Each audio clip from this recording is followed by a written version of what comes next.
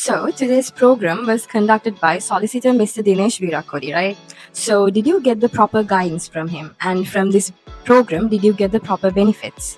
Immediately, he gave us a huge knowledge regarding this student risk consultation as well as if we are planning to migrate and how we do that. So I think Mr. Dinesh guided us very clearly and very properly. So his guidance was very wonderful. Would you recommend this to another person who's planning to migrate to Australia? Yes, if you are planning to migrate to Australia, I recommend this because through Mr. Dinesh, you can get a proper consultation if you are planning to migrate.